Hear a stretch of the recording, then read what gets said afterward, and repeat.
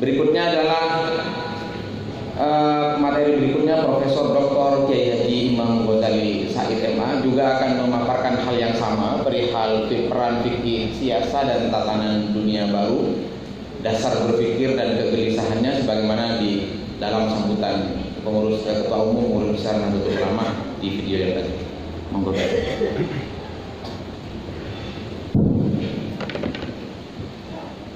Assalamualaikum warahmatullahi wabarakatuh. Bismillahirrahmanirrahim. Alhamdulillahi haqqa qadrihi wassalatu wassalamu ala nabiyina ba'di Sayyidina Muhammadin wa ala alihi wa ashabihi wa atba'ihi alladziina yujahiduna ila kalimati fi yawmihim hadha wa yawmina hadha ila yawmil jazaa'i. Rabbi shrah li sadri wa yassir li amri wa hlul 'uqdatam min lisani yafqahu qawli. Amma ba'd. Para kiai ini ada penyanyi ada baru maujud ada ini nggak boleh sih karena di beda itu ada penyanyi. Saya berusaha supaya sesuai dengan tema di sini, yaitu tatanan dunia baru. Karena ada istilah tatanan dunia baru, berarti ada dunia lama.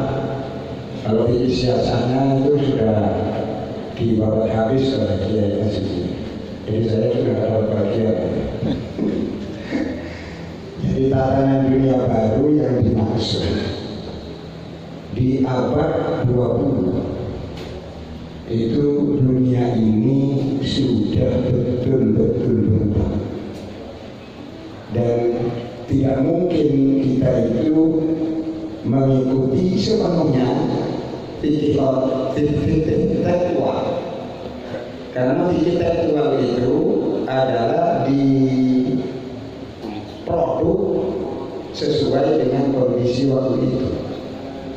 Maka fikih baru itu harus ada teks baru, mungkin metodologinya tetap, tapi teksnya bisa berubah sesuai dengan jalannya, istilahnya Kiai Azizi. Saya ingin yang real di masyarakat, ya real yang kita alami. Kita mulai dari pra-Islam atau sebelum Islam. Sebelum Islam, dunia ini ada dua peradaban besar dunia yang hidup waktu itu, yaitu peradaban Romawi dan peradaban Persia. Dan ini saling bersaing. Sebelumnya ada peradaban Cina, kemudian ada peradaban India. Di Eropa sebelum Romawi ada peradaban Yunani.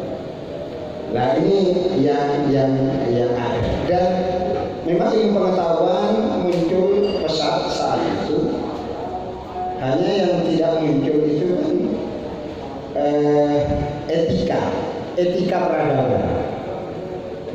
Nah, karena etika peradaban Islam datang, itulah yang mengisi etika peradaban, akhlak muamalatun nas. Dan hampir seluruh takluk menakluk antara satu kerajaan, satu dinasti ke dinasti yang lain, itu dasarnya satu, kekuatan militer. Dan imperium mana saja, kerajaan mana saja yang militernya kuat, itu bisa menguasai wilayah. Dan itu sah, itu legal saat itu. Kemudian kalau kita di dalam literatur ada yang kata Waisadukan Dzulqarnain. Dzulqarnain itu, atau kalau dalam bahasa Inggrisnya disebut Alexander the Great atau Iskandar Agung, Alexander Agung. Itu kan menguasai sampai ke dataran tinggi Cina. Itu tampaknya kan ada orang dari Macedonia. Macedonia itu Yunani. Kemudian dia membuat suatu pusat peradaban di Alexandria, bahasa Arabnya Iskandari. Nah, itu sekarang menjadi perpustakaan PBB di sana dibangun di sana. Sampai ke timur, ke dataran tinggi. Waktu itu Jawa belum ada orang. Jadi manusianya belum ada, hanya hutan. Kemudian Islam datang di tengah dua peradaban besar itu. Islam Nabi Muhammad itu mengisi etikanya. Kemudian alat tukar. Nabi itu tidak membuat bank, tidak membuat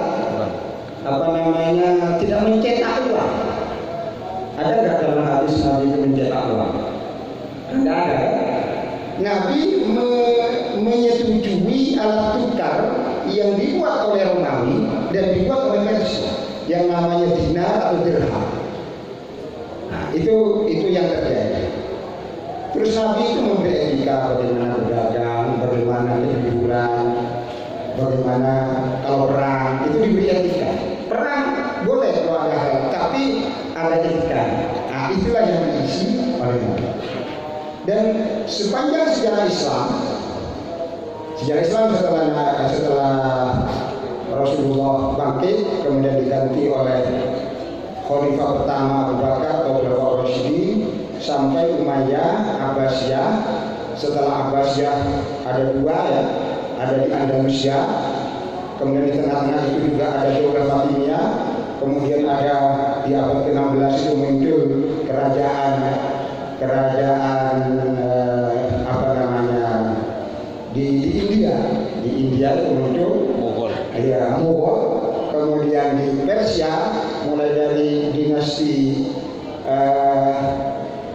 Safawi, setelah itu dinasti Qajar, setelah dinasti Qajar itu adalah dinasti Pahlavi, setelah Pahlavi adalah revolusi Islam.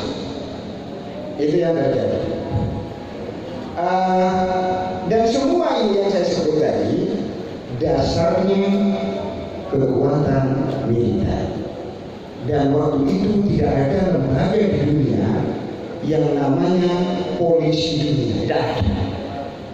Enggak seperti nanti di abad ke-20.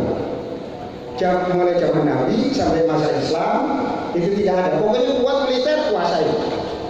Yang nggak berkuasa bayar apa? Jizyah. Ayyadin wa musawiru. Istilahnya ini jizyah. Nah itu yang terjadi. Atau ada harta fek dan dilegalkan kalau orang yang kalah perang menjadi apa? Menjadi budak, dan tanahnya menjadi pemenang perang secara militer. Nah, ini terjadi mulai sebelum selesainya khilafah. Di abad ke-16, 17, 18, 19, 20 adalah era penjajahan. Era penjajahan dan yang menang adalah Barat. Secara militer Barat. Maka penjajahan Barat ke dunia Islam atau ke wilayah-wilayah yang dikuasai oleh Islam itu dianggap legal secara internasional. Dianggap nggak salah. Jadi harta kita diambil oleh Londo, diambil oleh Jepang, itu dianggap nggak salah, legal. Bahasa fikihnya itu halal. Nah, dianggap begitu. Itu hukum internasional. Nah, setelah Perang Dunia Pertama itu terjadinya tahun 1914 sampai 1918. Dunia Islam masih punya pusat kekuasaan, tapi hanya lambat, tidak kekuatan, yaitu Turki Utsmani. Di samping ada kekuatan dari Syiah, ini kan Turki Utsmani ini representasi Ahlussunnah. Sedangkan yang Syiah itu kerajaan Qajar. Waktu itu Qajar dan Safawi, kemudian Qajar. Itu yang berada di wilayah Persia, di wilayah Iran sekarang. Kemudian di India itu ada kerajaan Mughal. Dan akhirnya kerajaan-kerajaan ini, baik Turki, Safawi, dan Qajar, kemudian Mughal, kalah semuanya dari barat secara militer. Dan pengambilan kekuasaan dari orang Islam ke tangan barat itu secara hukum internasional itu dianggap legal, dianggap sah. Setelah Perang Dunia Pertama, dilarang di perang pertama ini, kekuasaan umat Islam yang berpusat di Makkah dan Madinah itu siapa ya? Itu namanya Syarif Hussein bin Ali. Syarif Hussein bin Ali. Beliau itu lahir tahun 1984 itu dan meninggal 1932. Syarif Hussein ini Raja Hijaz, tapi Raja Hijaz sebagai gubernur dari Turki Utsmani. Dia itu pro Inggris. Jadi dia pro Inggris dengan harapan kalau nanti pro Inggris karena wilayah-wilayah Arab itu dikuasai oleh Turki, tidak seperti Indonesia, tapi dikuasai secara militer. Di Libanon, di militer, di Syria, dikuasai semua. Di Mekah itu juga ada penguasa militernya di samping mendampingi Saddam Hussein di sana. Dan ketika itu Perang Dunia Pertama dilalah. Qadarullah, kata orang Jawa, kersane Gusti Allah. Kok yang Turki ini kalah perang di tahun 1918. Orang Turki yang berada di seluruh dunia Arab harus mundur, harus ditarik mundur ke Turki. Sultan yang waktu itu Sultan Abdul Hamid itu tidak punya daya apa. Sudah Turki yang asalnya menang sekarang kalah. Nah, karena kalah, maka yang dunia ini kan pemilik pemenang secara militer begitu. Nah, kemudian muncul dari gagasan-gagasan orang-orang yang pemenang perang supaya kita ini, dunia ini supaya damai, tidak saling berperang. Lah muncullah apa yang disebut namanya League of Nations, Liga Bangsa-Bangsa. Itu pertama di tahun 1928. Nah, dan akhirnya kan dirubah itu League Nation itu menjadi United Nations di tahun 45-an. Nah, ini yang menjadi dasar akhirnya para pemenang perang itulah yang bisa mengatur dunia. Jadi kita, bukan hanya kita ya, seluruh dunia ini itu harus tunduk pada hukum pemberian, hukum warisan kolonial. Indonesia yang paling banyak menjaga Indonesia negara mana? Belanda. Maka batas teritorial Indonesia itu sesuai dengan yang dulu dijajah oleh Belanda. Dan itu nanti diakui dalam hukum internasional. Ini di kitab fikih nggak apa lagi. Nggak ada karena memang tatanan berbeda. Nah, gitu ya. Kemudian kalau nanti melanggar, itu melanggar hukum internasional. Contohnya, untuk kasus Indonesia, Timur Timur jajah siapa? Portugis. Diambil oleh Pak Harto, kan? Dianeksasi menjadi bagian gubernur dari Indonesia. Dalam hukum internasional Indonesia melanggar. Karena itu setelah dijadikan referendum kalah, ya sudah dikembalikan, harus melihat sendiri. Nah itu namanya hukum internasional. Malaysia jajah Inggris, tapi Inggris bisa ngatur. Malaysia sudahlah kamu merdeka, tapi Brunei jangan dulu, supaya tidak bersatu antara Brunei dan Malaysia. Itu Malaysia berdiri sendiri. Kemudian Brunei di tahun 80-an disuruh merdeka. Yang lain Australia itu baru orang Inggris. Itu juga orang Inggris yang didatangkan ke sana, akhirnya diberi kemerdekaan. Amerika memang bukan Inggris juga, tapi datangnya abad 15-16. Lebih awal. Ya, jadi Amerika udah lama, tapi orang Inggris juga gitu. Maka di situ juga banyak orang Yahudinya, yang asalnya Yahudi Inggris, pindah ke Amerika, gitu. Ah, inilah kemudian di abad ke-20 itu betul-betul menjadi tatanan dunia baru. Karena di situ ada liga bangsa-bangsa dan negara-negara yang merdeka, yang sebetulnya warisan dari penjajah, itu harus tunduk pada hukum. Nanti berikutnya Perserikatan Bangsa-Bangsa, perubahan dari Liga Bangsa-Bangsa menjadi Perserikatan Bangsa-Bangsa. Nah, orang Islam setelah Kamal Atatürk di tahun 1924, dia mengumumkan bahwa Turki sudah tidak menjadi pusat khilafah karena khalifahnya diusir oleh Kamal Atatürk. Mengapa? Karena kalau kita mikirkan dunia Islam padahal sudah tidak berfungsi lagi, sudah kalah, maka nanti Turki akan dijajah juga oleh Inggris. Maka seluruh tentara yang ditarik ke Turki dan kita bertahan di Turki, Inggris tidak sempat bisa masuk ke Turki. Nah, karena Turki itu hebat, kalau perang menang, asalkan menyatu di satu kawasan. Tapi kalau di daerah lain, yang lain itu sudah berjuang nasionalisme. Libanon berjuang nasionalismenya, Indonesia nasionalismenya sendiri, semua nasionalisme banyak. Maka Kamal Atatürk di tahun 1924 itu mengumumkan bahwa khilafah sudah habis. Yang sultan terakhir penggantinya dari Sultan Abdul Hamid. Kalau di Turki itu kan ada teologi, ilmu tauhid, pernah diajarkan di pondok. Namanya Al-Husulul Hamidiyah. Iya kan? Nah, Husulul Hamidiyah itu adalah artinya bentengnya Sultan Abdul Hamid. Maksudnya kan itu, benteng segala hal. Itu Ahlussunnah. Nah, itu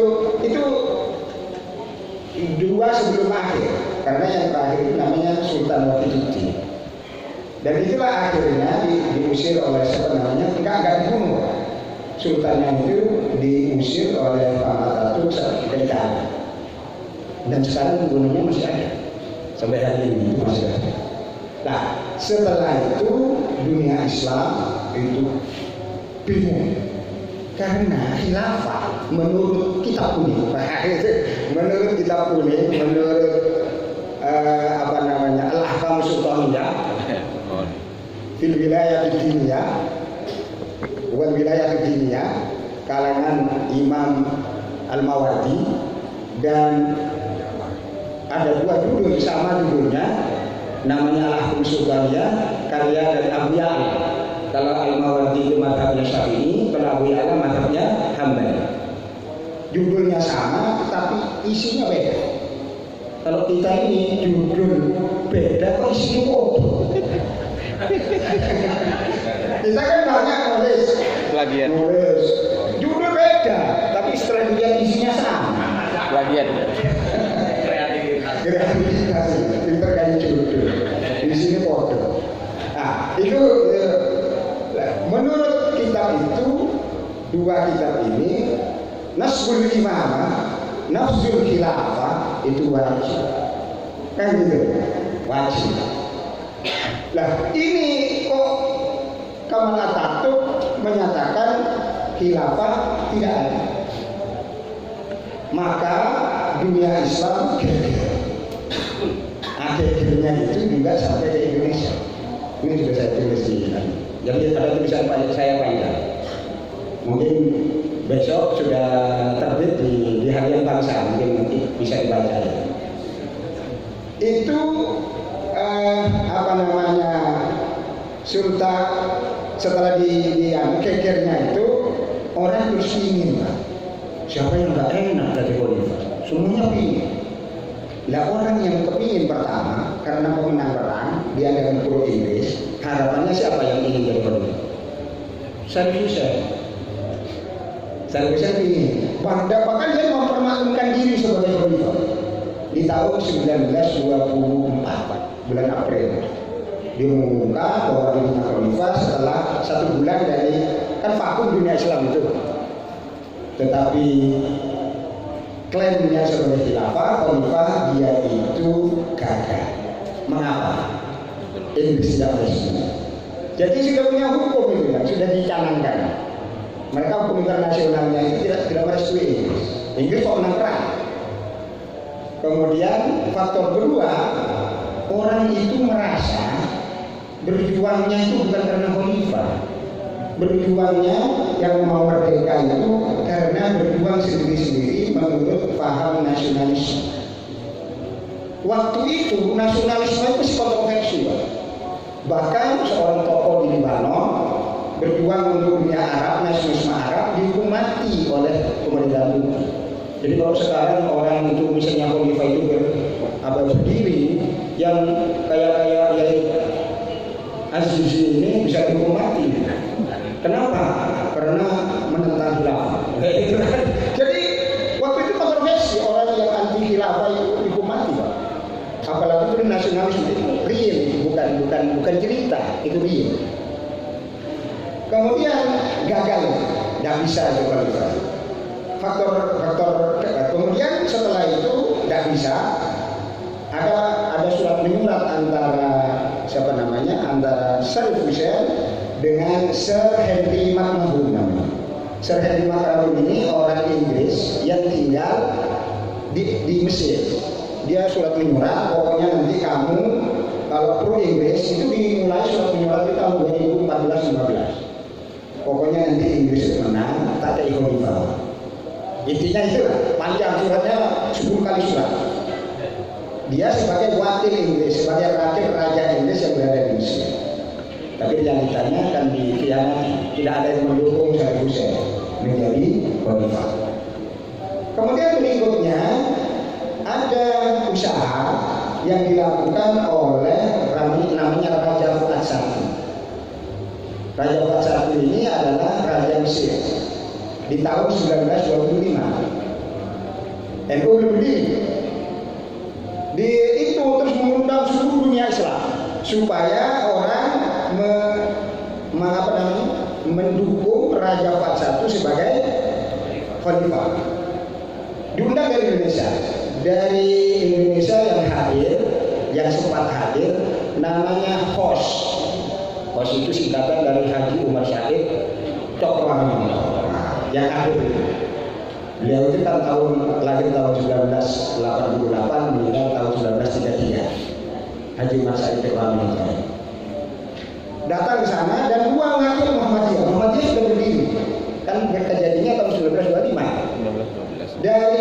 Dari kelompok tradisi, istilahnya kelompok tradisi waktu itu namanya Kiai Haji Wahab Nasrullah.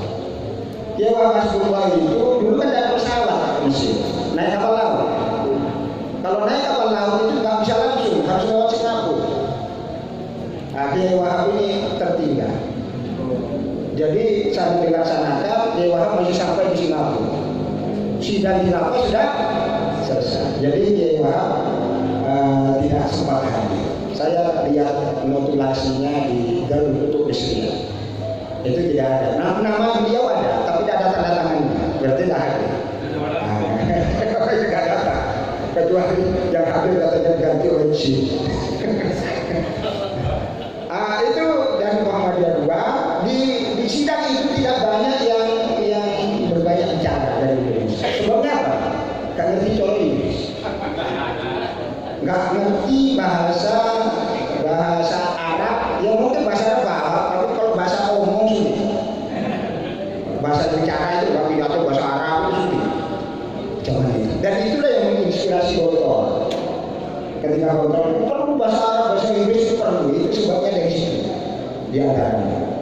Dan akhirnya hasil kongres itu sepakat ittafaqu alla yantafi. Mereka sepakat untuk tidak sepakat. Sepakat semua itu.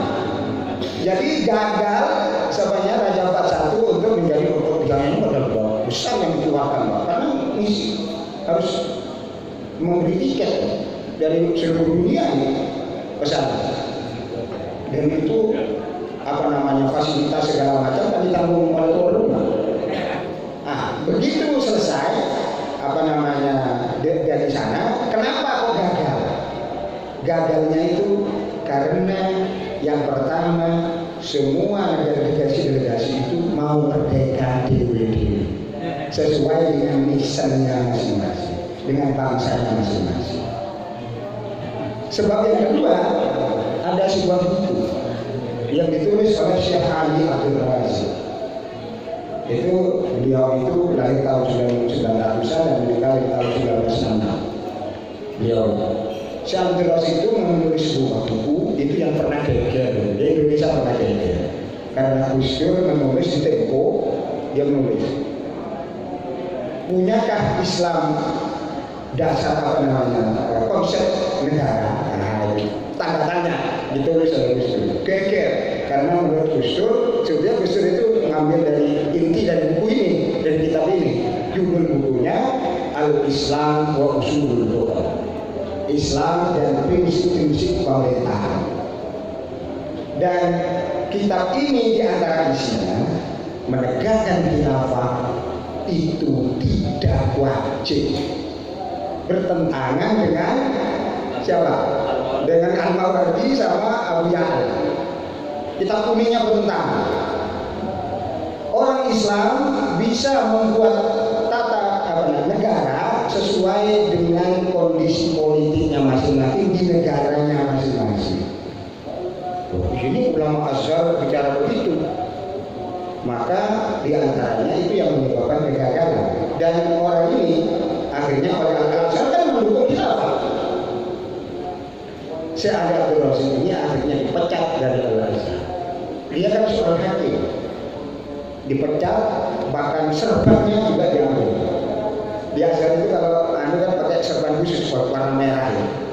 Nah itu yang menunjukkan hafal Quran, dia orang alim, itu diambil semua. Dipecat dia dan dari pekerjaannya dipecat karena gara-gara buku. Jadi tidak ada buku yang mempengaruhi penulisnya dan mempengaruhi dunia Islam seada yang sehebat buku ini. Al-Islam Rasulullah yang dituduh macam-macam. Dituduh itu orang yang menulis orientalis, kemudian dia itu hanya namanya saja, ada yang bilang seperti itu. Nah, tetapi dalam realita yang benar yang dilaksanakan kita laksanakan siapa? Yang dilaksanakan buku itu dan sekarang ini. Karena negara sudah berdiri sesuai dengan misinya masing-masing, sesuai dengan hukum internasional, yaitu hukum legasi, hukum warisan dari penjajah dan dasarnya penjajah. Nah, makanya setelah Liga Bangsa-Bangsa selesai, diganti oleh Perserikatan Bangsa-Bangsa,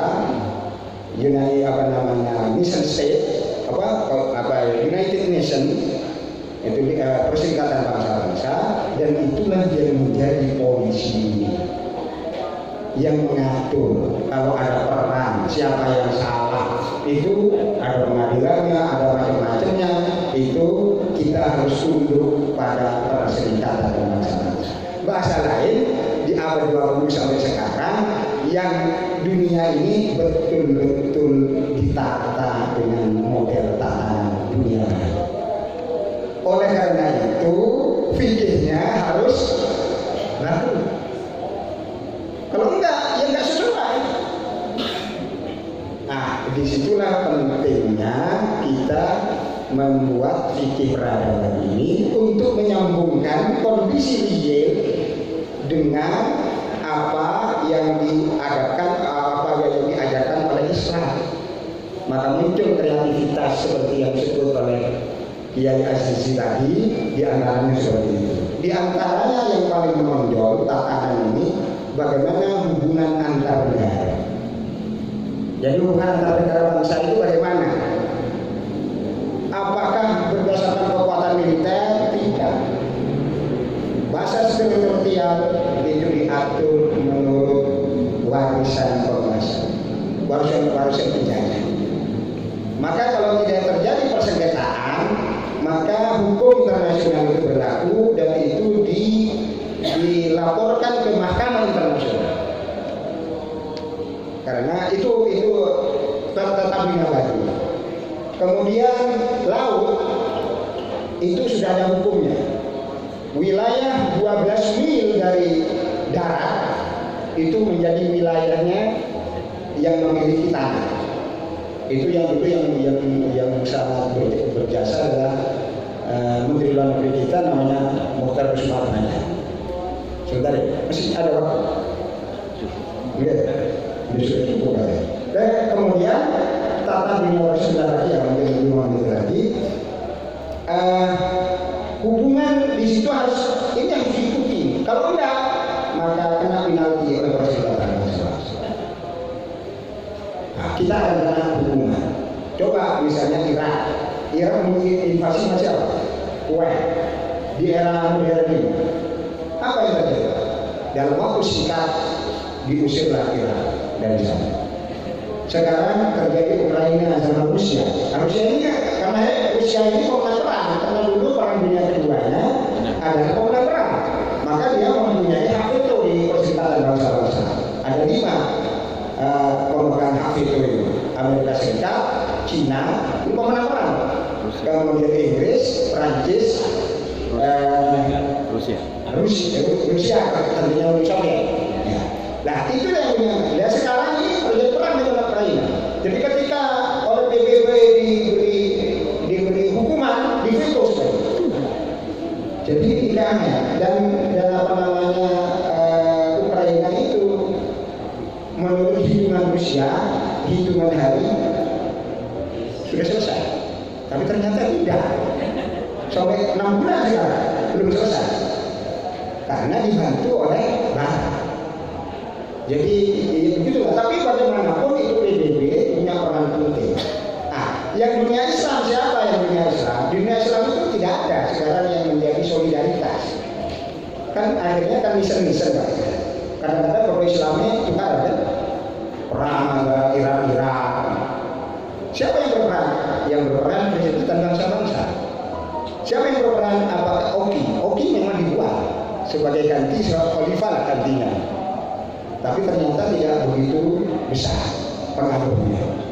Dan hal-hal yang seperti ini kita harus memahami tata dunia baru betul-betul berubah, bukan semata-mata kekuatan militer, dan hak milik kita sebagai negara itu adalah berdasarkan hukum yang sudah ditetapkan oleh Perserikatan Bangsa-Bangsa. Jadi jangan seperti orang Buton. Buton itu Sulawesi Tenggara. Orang Buton ini melaut, nelayan, kemudian masuk ke daerah luar 12 mil dari itu, masuk ke wilayah Australia, ditangkap sama Australia karena dianggap mencuri ikan. Katanya setelah diadili bisa mendukung. Setelah selesai melaksanakan, dosanya mengikuti fikih. Karena laut itu milik Tuhan. Nah ini sudah berubah. Fikih yang lama sudah berubah. Ini sekarang ada kepemilikan yang sudah ditetapkan berdasarkan keputusan Perserikatan Bangsa-Bangsa. Nah ini kira-kira yang mungkin realnya seperti itu. Kalau Kiai Azizi tadi itu memang substansinya seperti itu, saya realnya seperti ini, tatanan dunia baru. Saya kira itu yang bisa saya sampaikan. Nanti kita teruskan dalam video. Terima kasih. Assalamualaikum warahmatullahi wabarakatuh.